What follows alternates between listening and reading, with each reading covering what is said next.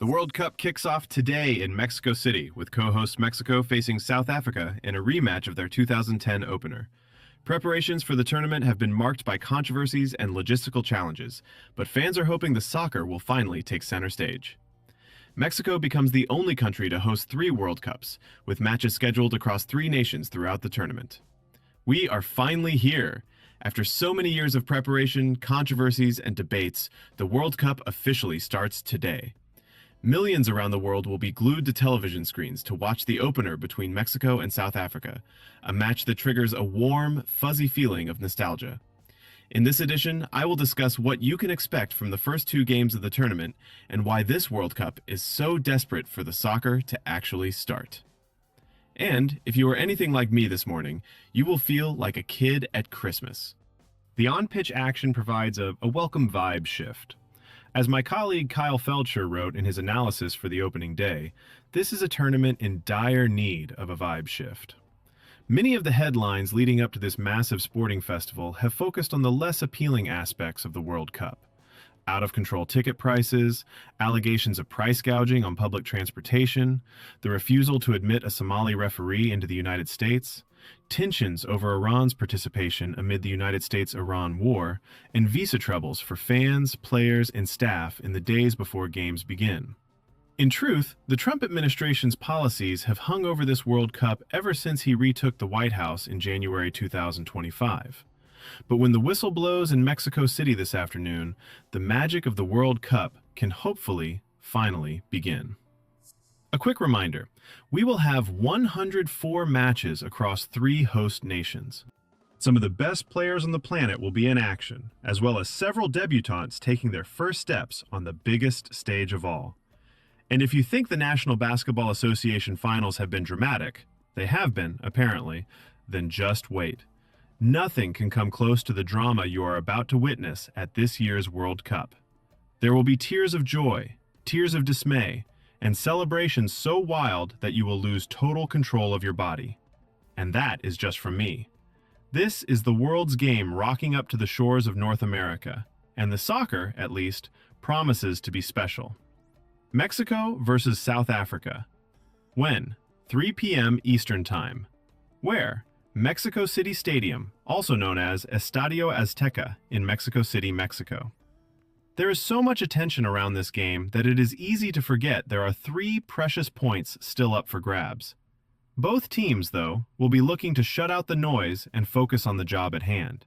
You would have to make Mexico the favorite for this tie, given it is the host nation and is used to playing in these difficult conditions, namely the high altitude, nearly 1.4 miles above sea level. El Tri is a self-confessed pragmatic side, intense and combative, with a lot of the goal-scoring burden left to Premier League striker Raúl Jiménez. Getting their fans back on side after a tricky few years without much success will be key to any Mexican success this summer. South Africa, meanwhile, is coming into this tournament off the back of 2 draws in its most recent friendlies, 0-0 versus Nicaragua and 1-1 against Jamaica. It is not form that will instill a huge amount of confidence, but Bafana Bafana can look back to an impressive qualifying campaign for a reason to be excited for their first World Cup in 16 years. His style of play may not be the most pleasing on the eye, but South Africa forward Lyle Foster could be crucial to the nation's chances. The Burnley striker is a no-nonsense type player, but his experience across Europe's top leagues could prove vital. Quote of the day: I think we felt the whole country move. These are the words of Nkosinathi Sibisi, a South Africa defender who is set to make his World Cup debut for South Africa this summer. The defender was talking about a moment that is seared into the minds of almost every soccer fan, a memory that sends the calendar flipping back exactly 16 years to June 11th, 2010. It was the start of the 2010 World Cup. South Africa, this time the host, was playing Mexico in the opening game, a reversal of roles compared to today's matchup. The match finished in a 1-1 draw, but one moment in that game lives long in the memory, especially for those supporting Bafana Bafana, which means the boys. It came when South Africa's Sipiwe Shabalala rocketed his team in front with a goal so special and so meaningful that it moved a continent and inspired this current generation of stars. Arguably the most memorable moment came after the goal, when Shabalala was joined at the corner flag by four of his teammates to perform an instantly iconic, synchronized dance routine. It was a moment made even more magical by the beautiful words from British commentator Peter Drury, who was covering the game. Goal, Bafana Bafana! Goal for South Africa! Goal for all Africa! It was not only a great moment for the players, but it was for the whole country and for the whole of Africa, Sabisi told me. South Korea versus Czech Republic. When? 10 p.m. Eastern Time. Where? Guadalajara Stadium, also known as Estadio Akron, in Zapopan, Mexico. Do not forget that it is not just the one game being played on the opening day of this World Cup. We also have an interesting matchup between these two teams, which kicks off late on Thursday. For South Korea, it is still all about Son Heung-min. The winger is by far the most experienced player on the national side and has been introduced to the United States public since signing for Los Angeles Football Club at the start of the season. He will be supported, though, by some talented players, including Paris Saint-Germain midfielder Lee Kang-in, Midtjylland forward Cho Gui-sung, and Wolverhampton Wanderers Hwang Hee-chan. An industrious Czech Republic team, though, will keep its eyes on the one main job to do: keep South Korea's talisman quiet if it is going to get anything from the game. The Repre will be buoyed by the fact their opponents are notoriously slow starters. The Taeguk Warriors have failed to win their opening World Cup fixture in each of their last 3 tournaments. Watch. Basketball's soccer crossover. I have heard there was some sort of basketball game last night. Something about the New York Knicks pulling off the greatest comeback in National Basketball Association Finals history. Well, it seemed like the United States men's national team also enjoyed it. I just hope they went to bed straight after. Just look at this video posted by the team overnight. The view from a chaotic Mexico City.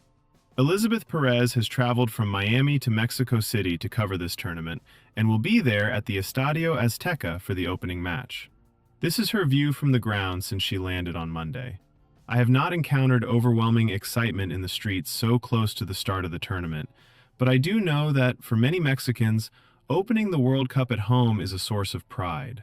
Mexico will become the only country in history to host 3 World Cups. In 1970, it organized the tournament that Brazil won behind Pelé. It was the first World Cup to be broadcast in color television in some parts of the globe, allowing millions of viewers around the world to clearly see what was happening on the pitch.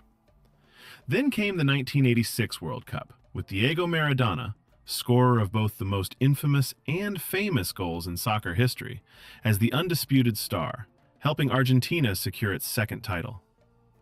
Mexico City is set to be the center of attention for the soccer world again today, and once the ball starts rolling, the focus will likely shift entirely to the action on the field. In recent weeks, however, much as in the United States, the conversation has not been limited to the sport. There have been multiple protests seeking to bring visibility to various causes. This has created disruptions in a city already known for its chaotic traffic. Ahead of the opening match, I experienced firsthand just how unpredictable it can be to get around by car.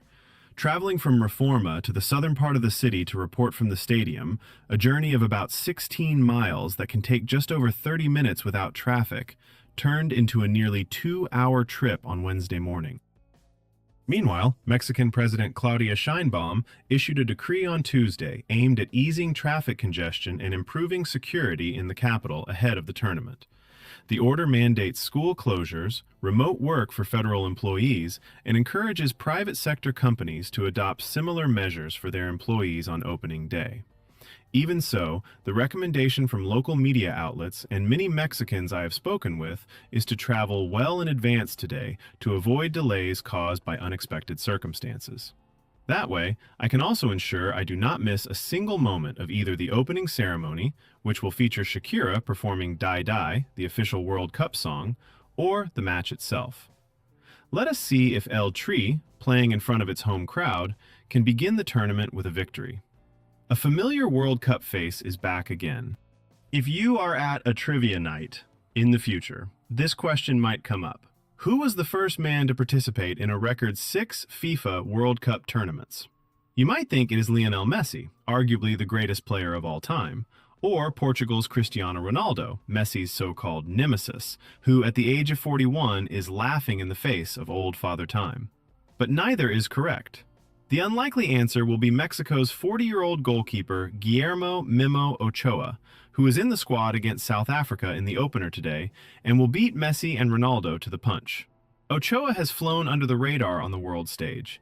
He has never played for a big European club, and although he was picked in the squads for 2006 and 2010, he did not play in the tournament until 2014, when he famously made a string of incredible saves against host nation Brazil. It was considered one of the best performances by a World Cup goalie. Ochoa had not played for El Tri since winning his 152nd cap in 2024, but he was called into this squad because of an injury to their second-choice keeper, Luis Angel Malagón. While he may not actually take the field at the Estadio Azteca, he can proudly say that he is being mentioned in the same breath as Messi and Ronaldo. And, thanks to a quirk of the tournament schedule, he might even be able to say that he made history before them. Do not have time to binge all 74 group stage games? Here are the best ones to watch. Now that the tournament is almost underway, you will soon have soccer matches coming at you from all angles, and at all times of the day. To help navigate the myriad of games, I have picked out 10 of the most exciting matches in the group stage. Here is who stands to profit, or not, from World Cup tourism in Mexico. The green, white, and red colors of the Mexican flag are blanketing parts of Mexico City as the country's capital gets ready to host the opening match of the World Cup today. From stores selling the bright green soccer jerseys of Mexico's national team to digital billboards promoting the matches, it seems everyone is eager to cash in on the tournament. By one estimate, the country could generate about $3.74 billion, or 65 billion Mexican pesos, in revenue from the event, with tourism alone projected to bring in almost half that amount to Mexico City. Let us take a look at which businesses stand to benefit and who could be left out, from cartels and scammers to street vendors and restaurants.